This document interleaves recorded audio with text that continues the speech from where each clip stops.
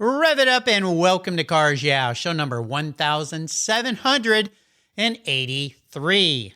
Today's April Fool's Day, but no April Fools for you, no tricks, just another great, inspiring automotive enthusiast. Buckle up. This is Cars Yeah, where you'll enjoy interviews with inspiring automotive enthusiasts. Mark Green is here to provide you with a fuel injection of automotive inspiration.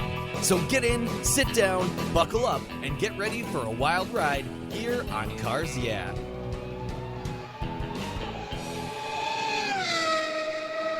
Hello, inspiring automotive enthusiasts, and welcome to Cars Yeah. Today I'm in beautiful Santa Rosa, California, with a very special guest and a longtime listener to Cars Yeah, Paul DaCruz. Paul, welcome to Cars Yeah. Are you buckled up and ready for a fun ride? DaCruz is ready for cruising. Let's go, Mark. I love it. What a great last name. Now, before I give you a proper introduction, what's one little thing most people don't know about you, Paul?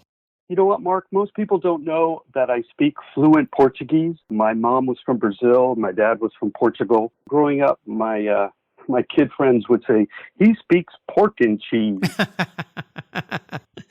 That's one thing a lot of people don't know about me. If I tried to speak Portuguese, that's about what it would sound like, I think. Right. Yeah, I studied some languages in school, but I don't remember most of them, sadly, because I don't get to use them. But that's pretty darn cool. So I always admire people that have other languages they can speak. My brain has a hard time managing that for some reason, but I can order a beer down in Mexico. That's about it. Or maybe in Germany, and some pommes frites, French fries in Germany, but that's kind of it. Well, let me give you a proper introduction, Paul. We're going to dive into your life here today. Paul DaCruz is president of Cross Communications and has worked in advertising, television, and publishing for over 30 years. His career began in large New York City ad agencies, planning multi-million-dollar media buys for brands including Jaguar Cars, Diet Coke, and Miller Beer. He has held advertising positions with the Golden Gate Chapter BMW Club and the Pantera's Owner Club of America. Paul founded events including BAM3, Bay Area M3s, which were the largest gatherings of vintage BMW E30 M3 cars on the West Coast, and they raised money for children with medical disabilities. Very cool. He has done work for Corvette Magazine, Bimmer Magazine, Excellence Magazine, and the always lovely Sports Car Market Magazine. And in his spare time, Paul loves to give his friends and clients tours of the wine country in his vintage Jeep, which he appropriately names Paul's Tipsy Taxi. There you go. Try to say that 3 times fast. We'll be back in just a minute to dive into Paul's life, take a little ride in the Tipsy Taxi, but first a word from our valued sponsors. So sit tight, keep your seatbelts on. We'll try not to get too tipsy here today on Cars Yeah. Be right back. Are you heading out on the highway for a road trip this summer? I can't wait to hit the road. Covercraft makes quality protection for the inside of your vehicles while you're traveling. Their plush, custom-fit mats or Berber mats turn any ride into something special and are easy to remove and clean after days on the road. Covercraft floor mats are the ultimate protection from moisture, dirt, mud, snow, and slush. Just about anything you can throw at them. Don't forget your vehicle's trunk area too. Their Carhartt custom cargo liners not only look great, but they keep your rear cargo areas and seats protected from the sun and those accidental spills. Custom fit truck liners for sedans, coupes, and SUVs are perfect to protect the factory carpet from all those things that can stain and damage the floors. All your options are quality made, easy to clean, secure to the floor, and look oh so good. Check out covercraft.com for a wide variety of styles, colors, and options for a custom fit. And I've got a special offer for you. If you use the code YEAH21, that's YEAH21 at covercraft.com, they'll give you 10% off your Covercraft order. That's right, 10% off. Simply use the code YEAH21 at checkout. Covercraft, protecting the things that move you. When it was time to renew my last policy for my collector car, my carrier's rates went up. They went way up. But my usage was the same, and I never had made a claim. No tickets, nothing. What's with that? American Collectors Insurance, that's who now protects my Porsche Turbo. The one I call my Orange Crush. Has your collector car insurance recently raised your rates for no good reason? Tired of paying an annual membership fee? I was too. So I shopped around, I asked friends for recommendations, and found a winner that I can trust. And boy, am I glad I did. I'm saving hundreds of dollars. I can sleep at night knowing my baby is properly insured. American Collectors Insurance have been protecting vehicles since 1976. They provide me with an agreed value insurance policy backed by a history of taking care of their clients. What could be better than that? Give them a call for a quote today at 866-ACI-YEAH. That's 866-224-9324. And protect the ones you love like I did. American Collectors Insurance. Classic car insurance designed by collectors for collectors. All right, Paul, we're back. And as we continue on this tipsy taxi ride with you today, sounds so fun. It's fun to say. I'd love for you to share a mantra or some kind of saying that's important to you that maybe guide you through life. So since you're the driver today, take the wheel. Mark, thank you so much. It's a pleasure to be on your show. You're welcome. What's interesting is you and I would not have been speaking today if it wasn't for this awful pandemic. And, it kind of leads me to my mantra, which I'll explain in a minute. But my success mantra, I'd say, for the last 30 years is just two words: embrace change.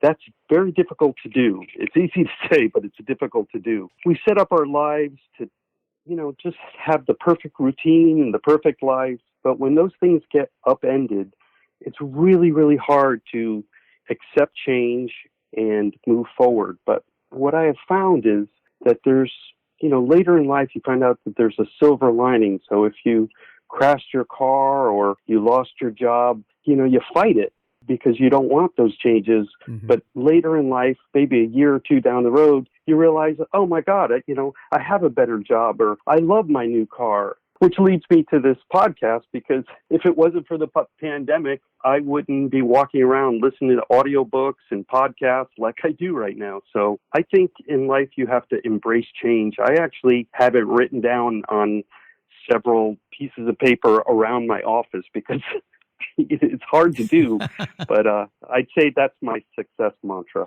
It's an absolutely spectacular mantra, and I believe many thousands, hundreds, millions of people have had to do that with the pandemic we went through, and we're still dealing with a bit here today. I had the great Donald Osborne on my show back in late February, and his success quote was, "Remain open."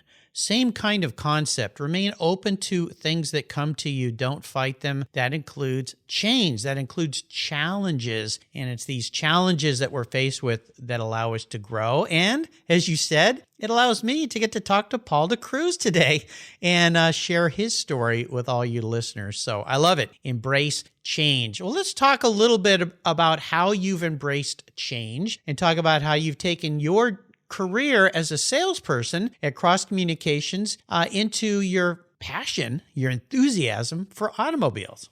Mark, I sell advertising for a living. I have worked in advertising for 30 years, but I'd like to take my knowledge of advertising and try to help small businesses like the mechanics that work on my car collection.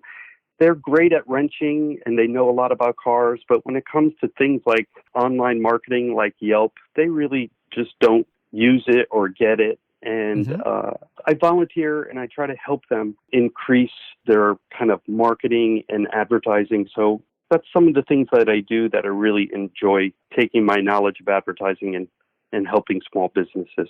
I'll tell you, listeners, Paul's been a listener of mine. He reached out to me a while back, and we started having some really nice phone conversations. He's given me some really, really brilliant, wonderful ideas about how I expand and scale my business, and I'm eternally grateful. Never asked for anything, just said, hey, I have some ideas for you. You want to chat? We talk cars. We have a good time. The main thing I have to worry about is watching the clock, because an hour or two will go by, and I go, oh, I got to get back to work here. But Paul's the guy who walks his talk. Now, you also are involved in clubs. And this event, talk a little bit about this, one of my favorite cars, BMWs, the E30 M3, this event you guys did, and you raised some money to help children. I think there's a theme here in your life, Paul. You like to help people.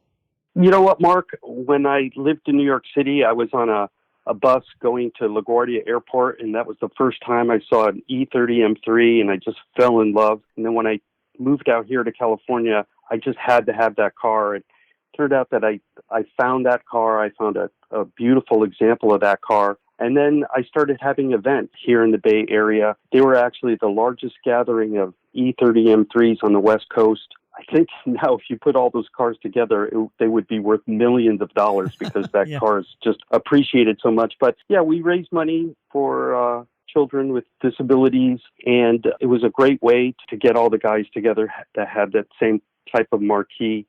But I've also volunteered my time with the BMW Club, helping them with their advertising in their magazine. Same thing with the Pantera Owners Club. Yeah. One of my longtime friends here, Chris Kimball. Chris is a daily listener. Good morning, Chris. He's a Pantera guy. He's going through a bit of a challenge with restoration on this Pantera. Now, going from a BMW hardcore German sports car to a Pantera, which is some European elegance with heavy-duty metal iron inside to power that thing, and combining those two things and maybe not having quite the build quality of a BMW. This is a very diverse side of you. Why Panteras? What do you like about Panteras? You know what, Mark? Growing up, I used to draw cars as a little kid, and my friends would actually ask me to draw cars for them.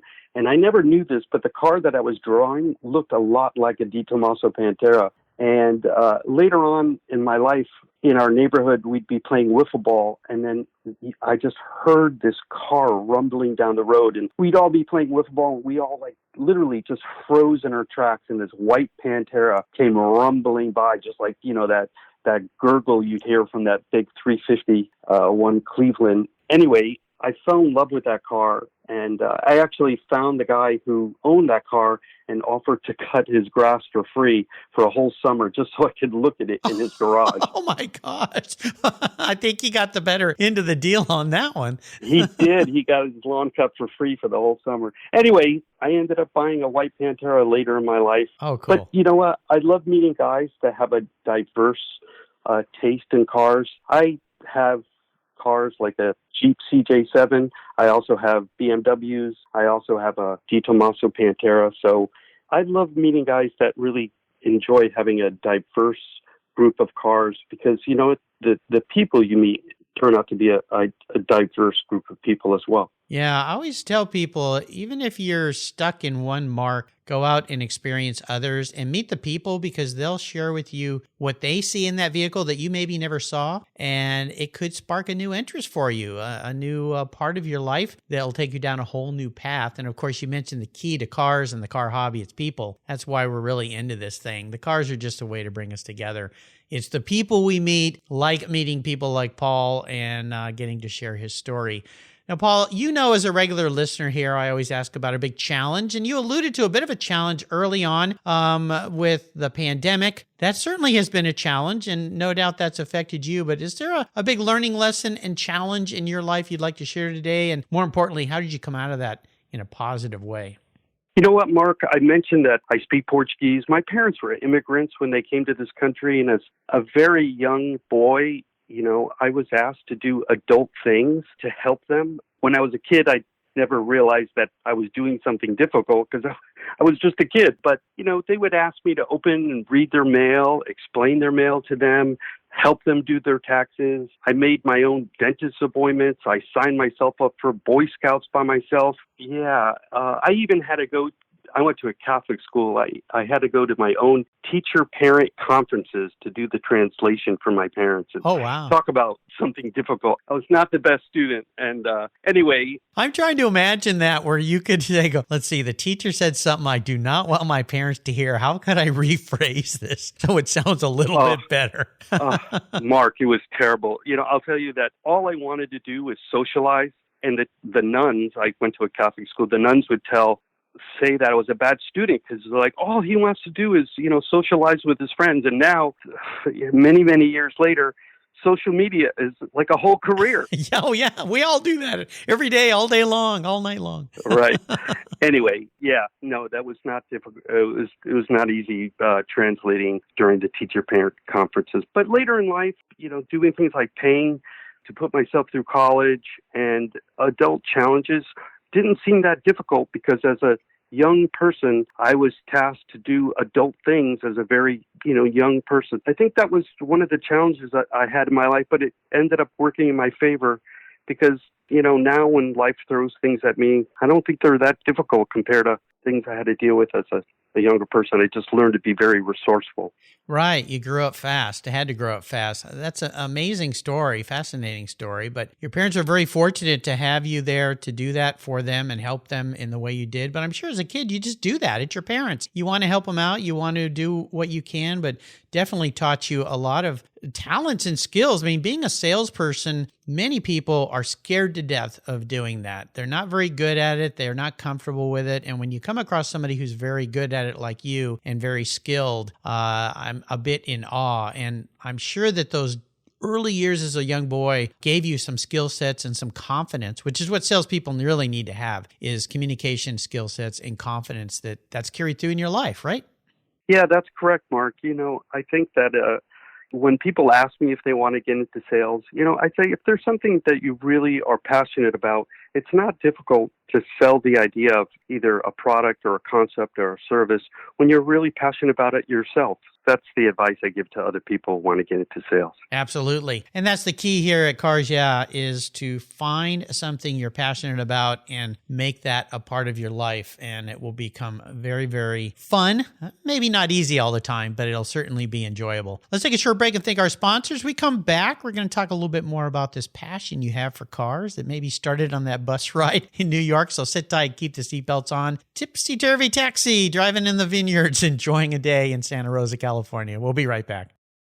I've discovered Linkage. It's a new quarterly publication and website that covers the automotive market, driving, restoring, collecting, and discovering your passion for motor vehicles. Linkage is about experiences, opinions, and values.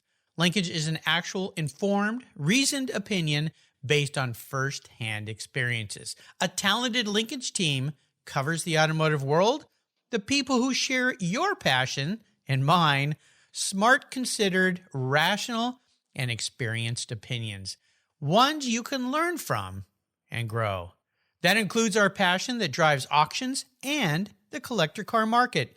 So come with me and join us on this journey. Join Linkage. Linkage, geared for the automotive life. Subscribe today at linkagemag.com. And while you're there subscribing, don't forget to use the code CARSYEAH and you'll get $10 off your subscription. What a deal. Use the code CARSYEAH.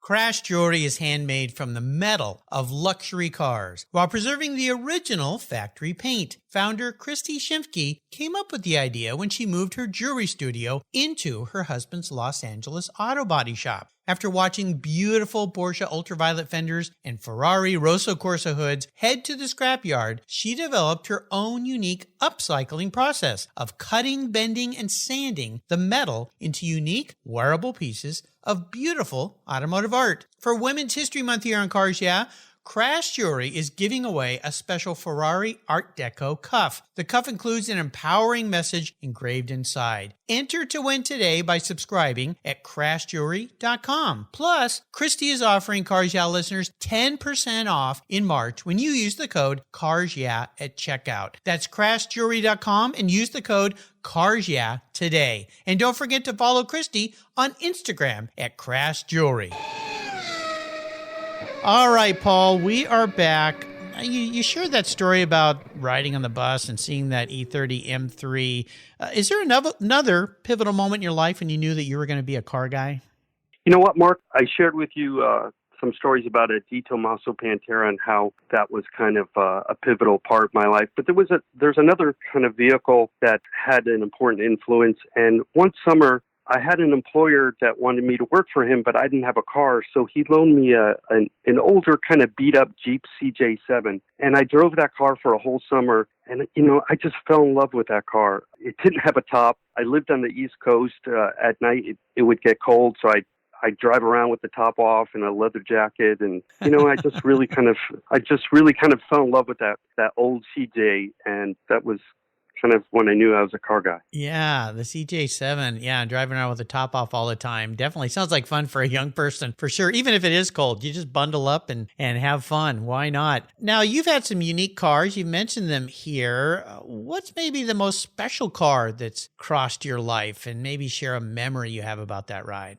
You know, if your listeners were wondering if I ever did buy a Di Tommaso Pantera, the answer is yes, I did buy one. But I'll tell you that probably the most special vehicle in my life is a Jeep CJ7.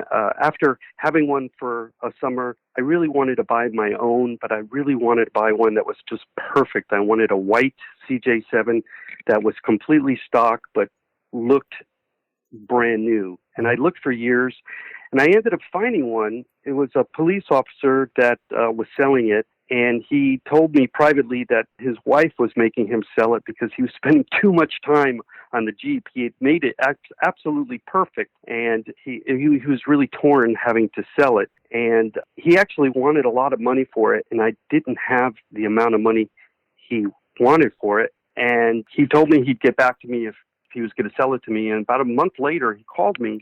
He said, I'm going to sell you the Jeep, for your budget. And I said, why are you selling it to me? I know you got higher offers. And he said, you're the only guy who said he wouldn't take it off road. So he sold me that Jeep. And Mark, I still had that Jeep 21 years later. Now, is that the Tipsy Taxi? It is. Yeah. That's Paul's Tipsy Taxi. This is a tribute to what we talked about earlier, Paul, where you like to help people. The idea that you like to give people tours in the Tipsy Taxi to enjoy the countryside there and the vineyards and so forth. So I'll tell our listeners, if you go to Paul's show notes page on the Cars Yeah website, you'll see a picture of Paul in the vineyards. In that, I guess that doesn't quite qualify as off-road. The vineyard roads aren't really rough. And I'm sure that kind gentleman that did that for you, he just didn't want to see what he'd done get beat up, right?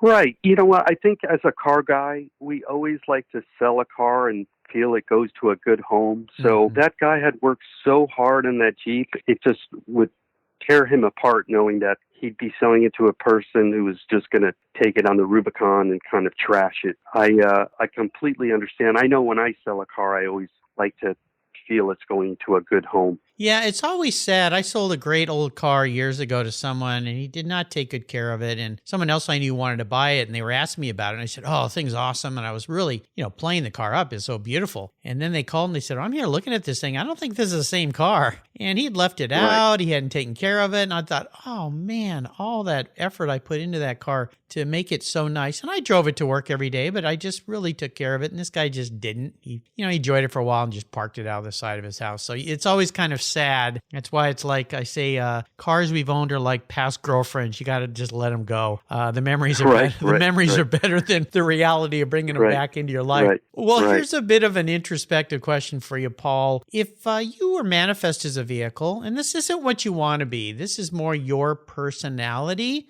in a vehicle, what would Paul DaCruz be? But more importantly, why? If I were a car, you know what, Mark? I think the best answer to that question would be Speed Racer's Mach 5. Okay, that's a pretty cool car. I would be. Yeah. Now, why the Mach 5? When I was a kid, you'd watch Speed Racer, and that car could leap over mountains. It could cut down trees. Yeah. It had all kinds of. You pushed a special button, it could do all kinds of tricks. So I think that best describes me and my personality. Now, with that car being able to do so many different things, how does that relate to your personality? I mean, do you kind of feel that you're the kind of person that can do a lot of different things? I mean, you talked about, again, helping people in a lot of different aspects. In a way, the Mach 5 helped, the Speed Racer win events and things and helped him go out and do good deeds in a way. So is that how that relates to how you feel about yourself?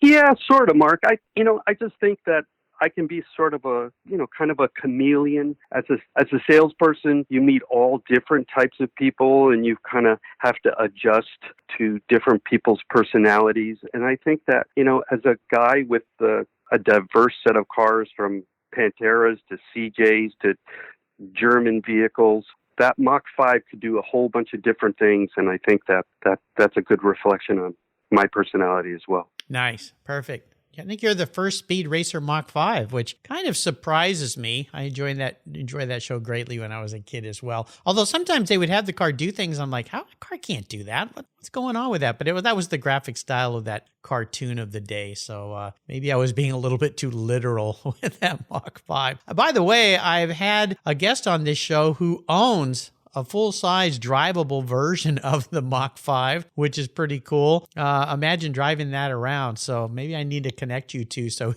you could go for a ride in the real Mach 5 with him. That would be fun.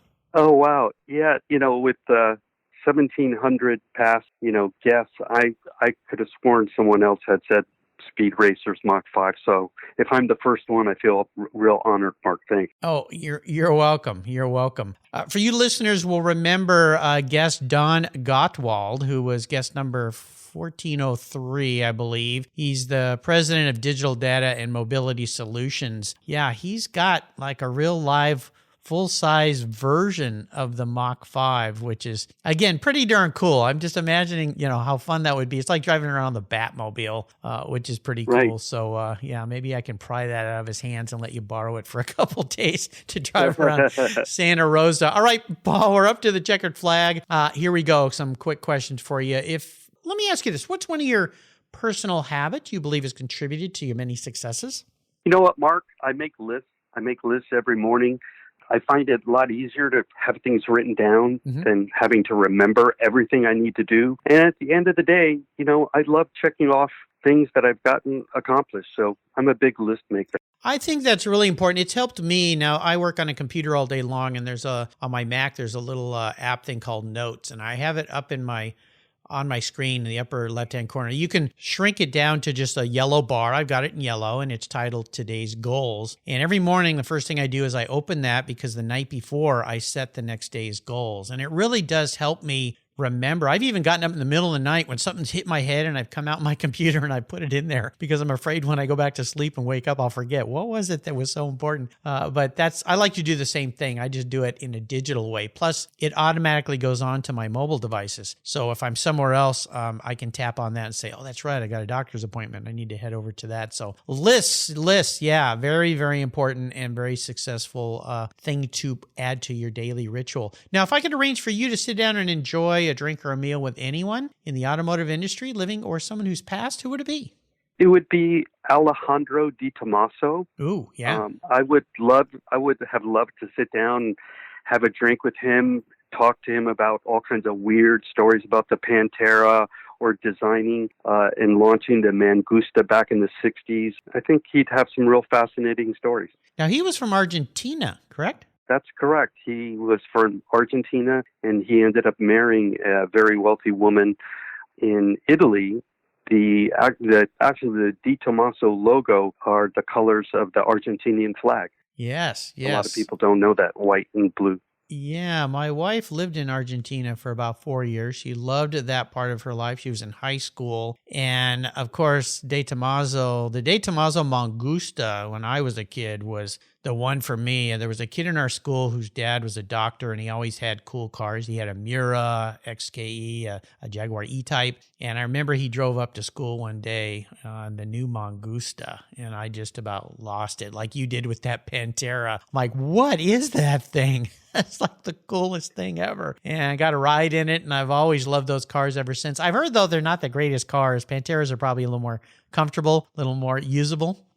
Yeah, the Mangusta was actually a very fast car, but wasn't as refined as, let's say the Pantera. And the Pantera wasn't even all that refined. So right. The Mangusta had kind of a stiff backbone of a chassis, and the Pantera had a different type of unibody chassis. Right. And people I've talked to who've owned those Mangustas say they get really hot inside. They're not that comfortable, especially as a touring car, but they look so good. So yeah, there again. Now, when it comes to automotive advice, is there some advice someone else has given you that you found very usable?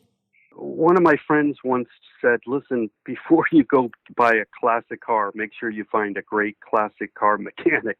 And I don't think this subject is really discussed at all. I can't really find many discussions about the fact that a lot of mechanics it's just really hard to find a good mechanic for a classic car. They're a dying breed. And I think a lot of people buy a classic car not knowing what they're getting into, not realizing that, you need to find someone who understands, a carbureted classic car. I had a great CJ7 mechanic who retired, and it's really difficult for me to find another person to work on my CJ, because this mechanic, I literally could drive my Jeep in and he could tell me right off the bat what was wrong with it. He could almost smell the problem. He was so good. I miss him a lot. Before you buy a classic car, make sure you have that, perfect classic car mechanic.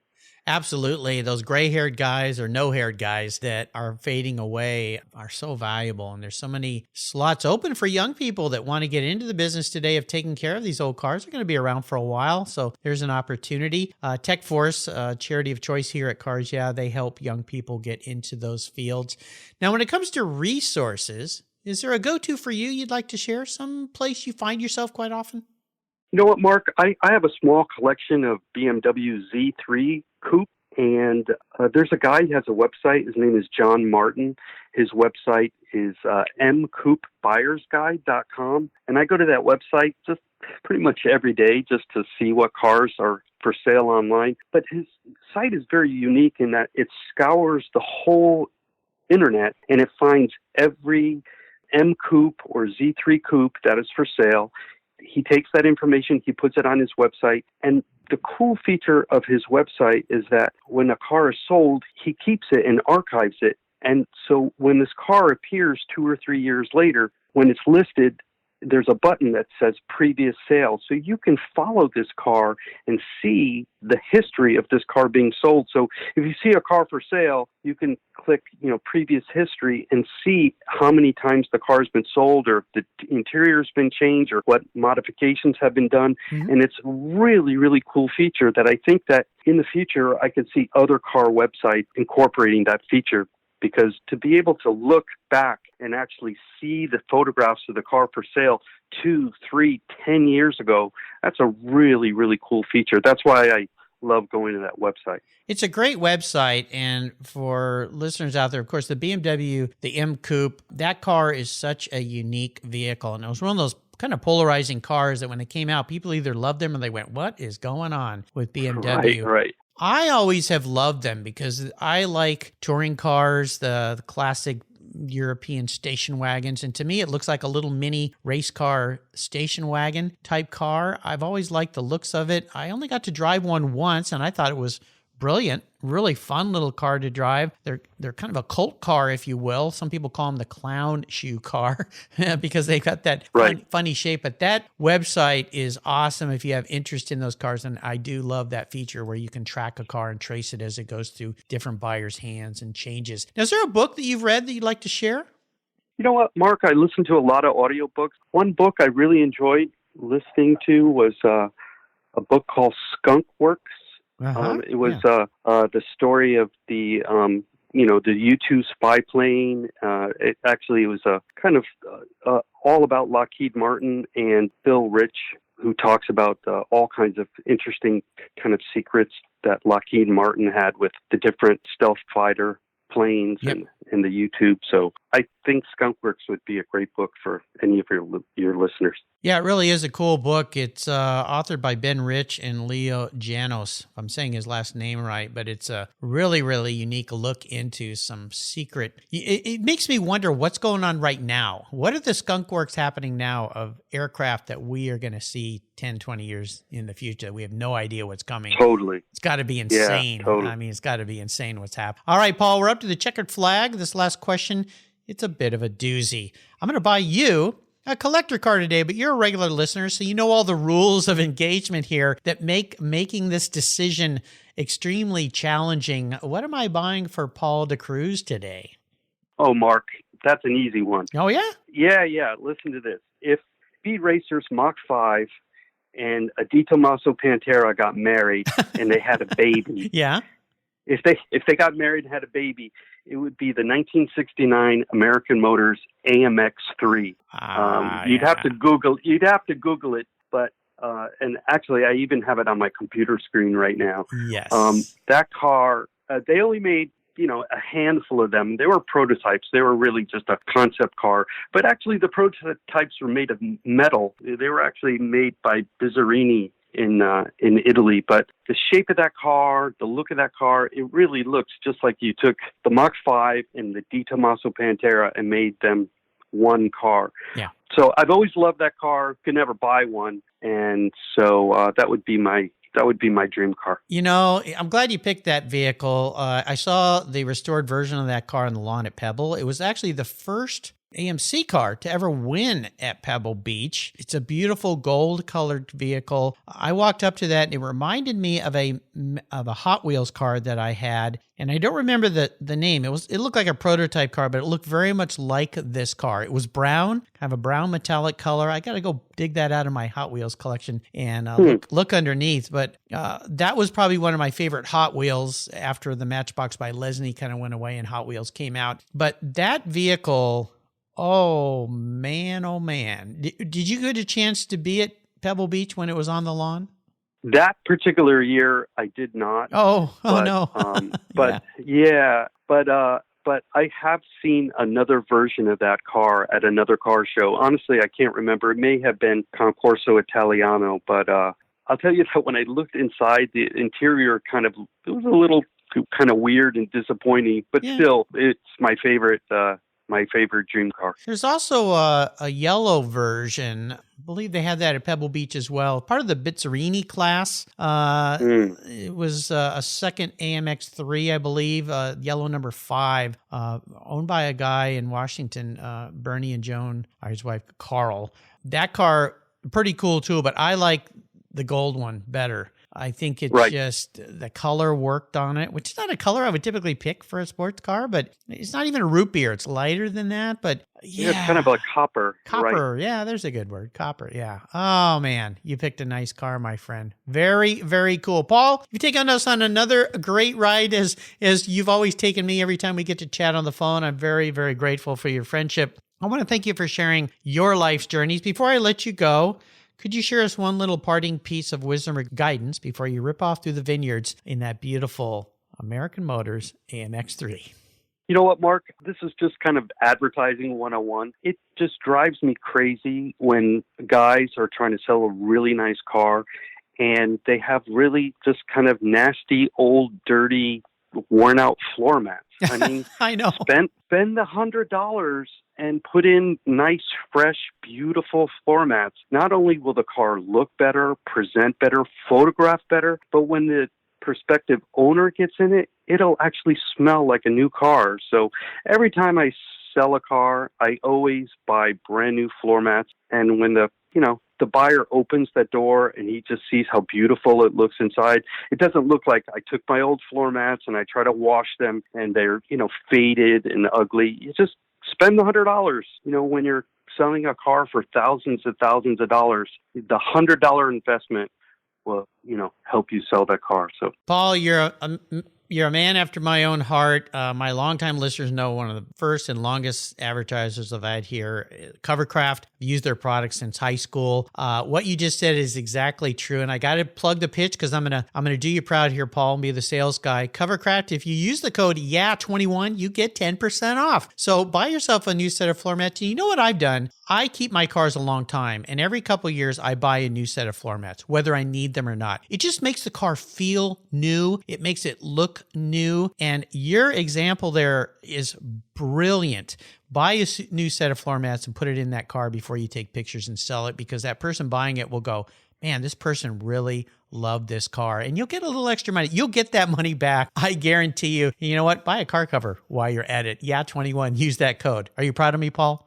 You know what, Mark? I actually used that code and bought a car cover for one of my cars. So there you go. Yeah, absolutely. Covercraft. I love Covercraft. I loved them for a long time. They're a wonderful company. Paul, thank you for taking us on a very nice ride in the Tipsy Taxi today. How much fun we've had with you today. Until you and I talk again, my friend, I'll see you down the road.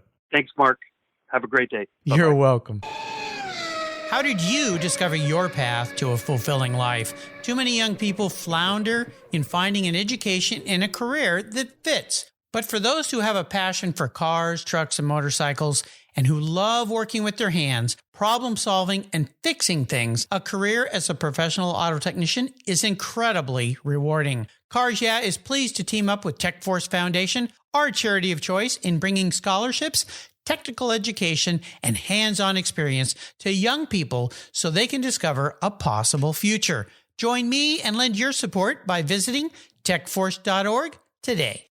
Did you know that Cars Yeah is in the top 1% of all podcasts based on listenership, according to Libsyn, the premier RSS feed for podcasts in the United States? That's right. And Cars Yeah is the only 5-day-a-week automotive-focused podcast for you to get your message into the ears of thousands of listeners daily from all over the world. Plus, DuPont Registry recommended Cars Yeah is one of their top 10 car podcasts for you to enjoy. Cars Yeah has experienced tremendous growth, plus your ads are evergreen, meaning they never go away. And more listeners find Cars Yeah every day for their daily dose of automotive inspiration. Do you want to expose your brand to a highly targeted list of automotive enthusiasts in a very unique and very personal way? Well, I can help you. Contact me, Mark Green, at mark@carsyeah.com or through the website at carsyeah.com today to learn more. Thank you so much for joining us on today's ride here at Cars Yeah. Drive on over to carsyeah.com to find show notes and inspiring automotive fun. Download your free copy of Filler Up, a fun book filled with gorgeous photographs of fuel filler fun, including quotes from more inspiring automotive enthusiasts. Download your copy today, and we'll see you next time on Cars Yeah.